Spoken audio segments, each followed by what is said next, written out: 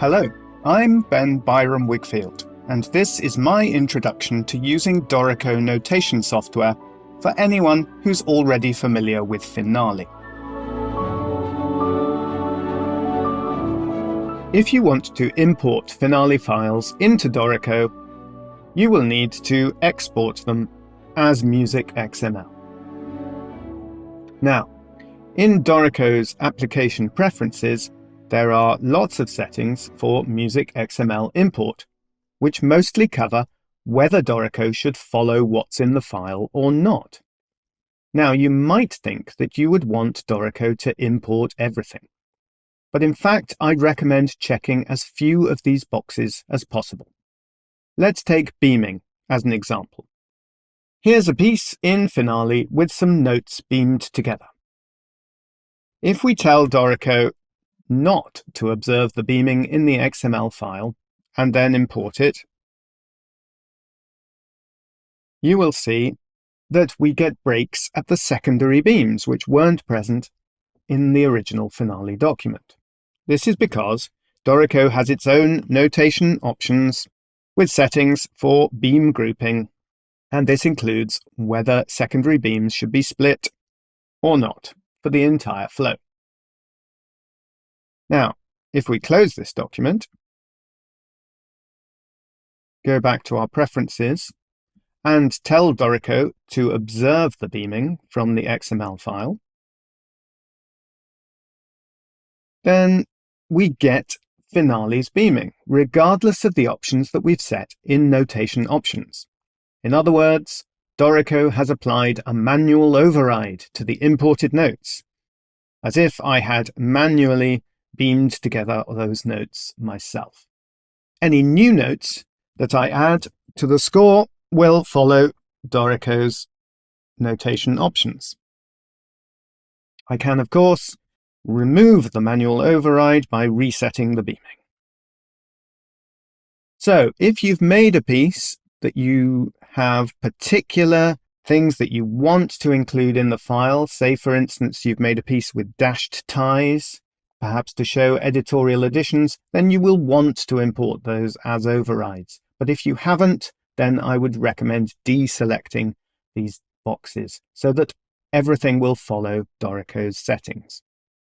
Let's look at importing this choral score from Finale into Dorico.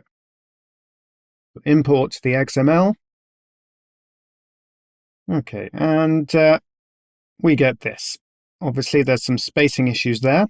So let's go to Library, Layout Options. Now, the XML file gives us the page size, the staff space size, and the page margins. Now, one difference between Finale and Dorico is that in Finale, you can have headers and page numbers within the page margin area.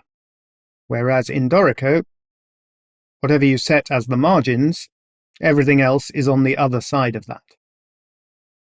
So let's change the margins to give us a bit more room.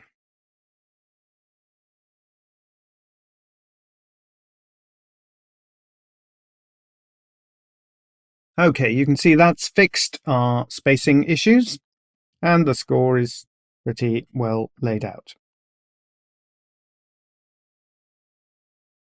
And let's flip these pedal instructions. When an XML document gets imported, most notation objects will be identified correctly. You'll see, for instance, if I select a dynamic, down here, Dorico tells you what sort of an object it is. But these text dynamics are just text. But that's because that's the way the XML file describes text expressions from Finale. So we could either leave them as text and maybe style them appropriately, or we could change them for actual dynamics. So we can select this region, filter the text, delete it, and then use the Shift-D popover to get a crescendo across all the staves. So, in short, there will be some tidying up to do, but you can do lots of this very quickly, either with the layout options or with a few quick adjustments. Okay, there's a few other bits of tidying up to do. We've got a flow heading here, which we don't really need, as there's only one flow. So back to layout options, page setup, flows, and show flow headings, never. And that gets rid of that. Now, in our Finale document, you'll see we have these bits of data in the file info and in Dorico's project info. We don't have anything there under the project, but we do have it for the first flow. We have all that information has come in. Now, we're going to copy that to the project by just clicking on there, and now the project has all the same information. Obviously, if you're doing a book or an opera score, then the project and the flows will have different information, but we don't need that now. And so there we've got the correct title, the lyricist, and the composer. I hope you have found this video helpful. Please join me in the next video, where I discuss the appearance of your music in Dorico, including engraving features and page layout.